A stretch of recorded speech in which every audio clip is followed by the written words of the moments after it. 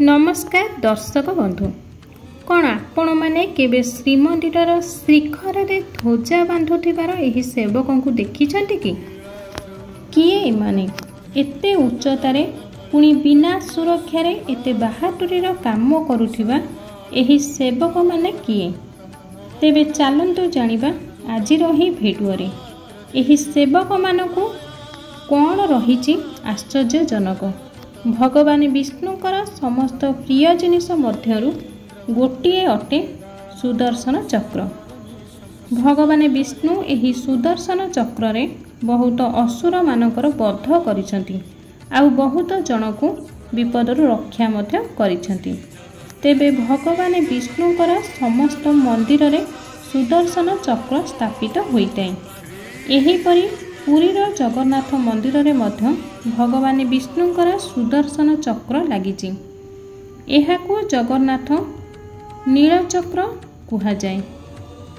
एहा अष्टधातुरे गढ़ा होइछि ओ एहार गोलेई पाखापाखि 36 foot, एहार उच्चता 15 foot आउ एहा मध्यरे 5टी आड़ी अछि। सर्वप्रथमे जो नीलचक्रटी थिला ताहा नष्ट होई जाइछि आउ एबे जो नीलचक्रटी अछि ताहाकु धोइब वंशर राजा प्रथम रामचंद्र देव 1594 स्थापित करी शिखर रे चढ़ाई थिले। एहार प्रमाण आमर मादल पांजिकारे अछि। जदि आपण पुरीर 18 किलोमीटर भितरे जेउठी भी अछंती आपनको निश्चिंत नीलचक्र देखाजिबो। नीलचक्रर दर्शन ही मनुष्य को समस्त कष्टरू दूर करे। जेउ माने मंदिर भीतर को प्रवेश करि पारंती नाही सेमाने दूररू केवल नीलचक्र ही देखि दर्शन रे साक्षात भगवान जगन्नाथंकर कृपा लाभ करि थांती। एही नीलचक्र सह एक ध्वजा पवन सह उड़ुथिबार आपण माने देखिथिबे। एहा 3 कोणिया आकृतिर होइथाय जहा मंदिरर शोभा को आहुरी बढ़ाई दिए। एहाकु पतित पावन बाना मध्य कुहा जाए। आपण माने जानी आश्चर्य हेबे एही बाना को 40 फुट उच्चतारे बाउंश मध्यरे प्रतिदिन नीलचक्र रे स्थापित करा जाए। पतित पावन बानार रंग लाल, हलदिया और धला मध्य होइथाय।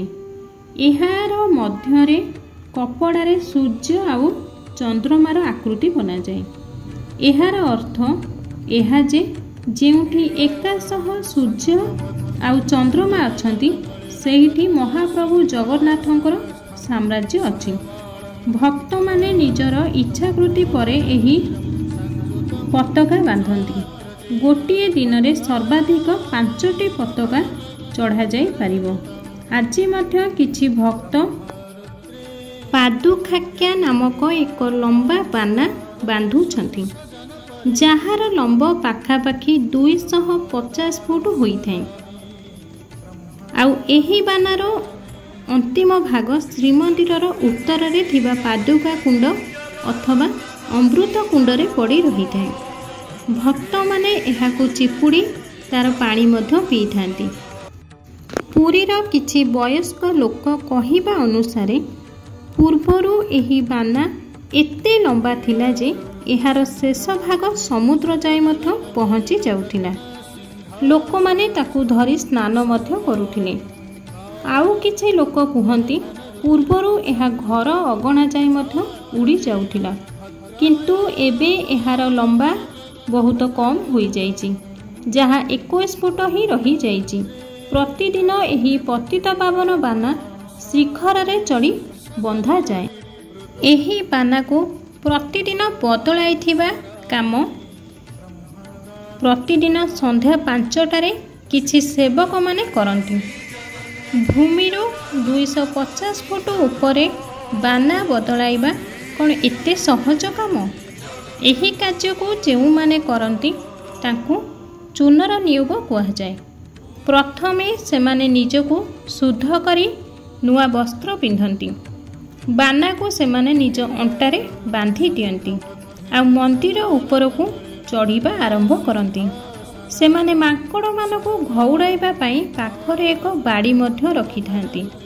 ସେମାନେ ଏହିପରି ମନ୍ଦିର ଶିଖର ଉପରକୁ ଚଢ଼ି ଯାଆନ୍ତି।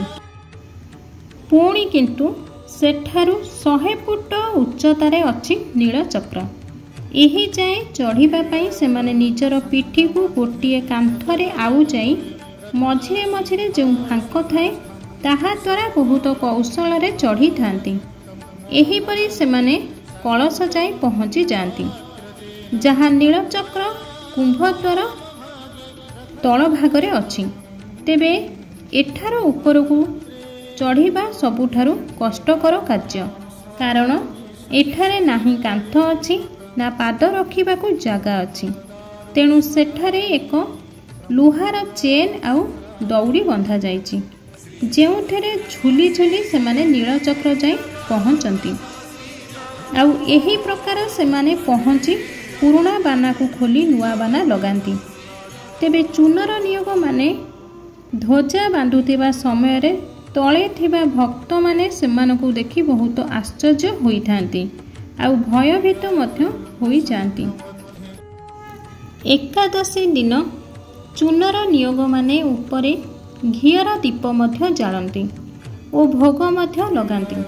ଏହି ସାହସୀ ଚୂନର ନିୟୋଗମାନଙ୍କୁ ଗରୁଡ଼ ସେବକ ନାମରେ ମଧ୍ୟ କୁହାଯାଏ, କାରଣ ଏମାନେ ମନ୍ଦିରରେ ଥିବା ଗରୁଡ଼ ସ୍ତମ୍ଭକୁ ବସ୍ତ୍ର ପିନ୍ଧାଇଥାନ୍ତି, ଫୁଲରେ ମଧ୍ୟ ସଜାନ୍ତି, ଘିଅ ଦୀପ ଜଳାଇବା କାର୍ଯ୍ୟ ମଧ୍ୟ କରନ୍ତି। ଏହି ଦୁଃସାହସିକ କାର୍ଯ୍ୟ ଚୂନର ନିୟୋଗ ସମସ୍ତ ସ୍ଥିତିରେ ଖରା, ବର୍ଷା, ଶୀତ, କାକରରେ କରିଥାନ୍ତି। ଆଉ ସେମାନଙ୍କର ବିଶ୍ୱାସ ଯେ ମା ମଙ୍ଗଳା ଆଉ ପ୍ରଭୁ ଜଗନ୍ନାଥ, ବଳଭଦ୍ର, ସୁଭଦ୍ରା ତାଙ୍କୁ ସମସ୍ତ ପରିସ୍ଥିତିରୁ ରକ୍ଷା କରିବେ। ତେଣୁ ନାହିଁ ଆଜି ଯାଏ ଦୁର୍ଘଟଣା ଘଟିଛି, ନାହିଁ ଆଗକୁ ଘଟିବ।